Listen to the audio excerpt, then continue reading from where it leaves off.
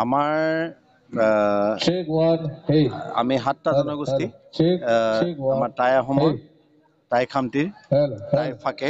টাই খামিয়াং টাই টুৰুং টাই আইটন টাই লাই আৰু এখন আমাৰ যিখন ইউটেস্কৰ মুখ্য সভাপতি মণ্ডলীয়ে কৰিলে আৰু এখন আমাৰ গোটেই আন্তঃৰাষ্ট্ৰীয় যি আমাৰ সমন্বয়ক এই আন্তঃৰাষ্ট্ৰীয় সমন্বয়কৰ এখন পতাকা আমাৰ উন্মোচন কৰা হৈছে তেওঁ আজি উপস্থিত হৈ পেলাই পতাকা উন্মোচন কৰিলে সৰ্বমুঠ আমাৰ 9খন পতাকা উত্তোলন হ'ল আৰু ষ্টাৰৰ যিটো ছ'চাইটি ফৰ টাই আহোম ৰিচাৰ্জেঞ্চ তেওঁ সভাপতি ডক্টৰ হেমন্ত গগৈ এখন কৰিছে আমাৰ টোটেল 9খন এতিয়া আমি অলপ সিৰিয়াছ কথা পাতিব বিচাৰিছো আমাৰ দুজন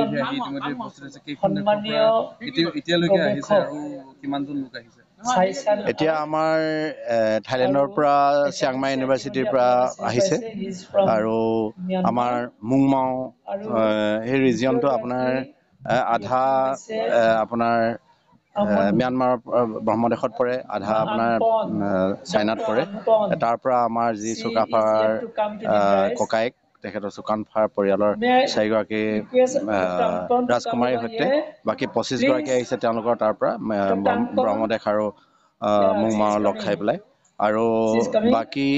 আমাৰ টাই খামতি টাই ফাকিয়াল তেওঁলোক প্ৰতিনিধি গোটেইখিনি আহি উপস্থিত হৈছেহি আৰু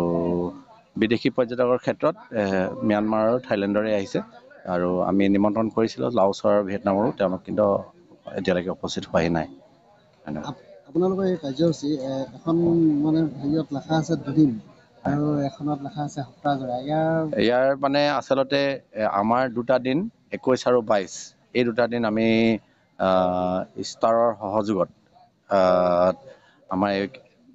কাৰ্যসূচী আছে আৰু আমাৰ লগত কোঅৰ্ডিনেশ্যন আছে তেওঁলোকে এই 2টা দিন তেওঁলোকে কৰিব আৰু বাকী 4টা দিন আমাৰ এই সাংস্কৃতিক মহোৎসৱ আছে আৰু প্ৰথম 2টা দিন হৈ গ'ল তেওঁলোকে ইণ্টাৰনেশ্যনেল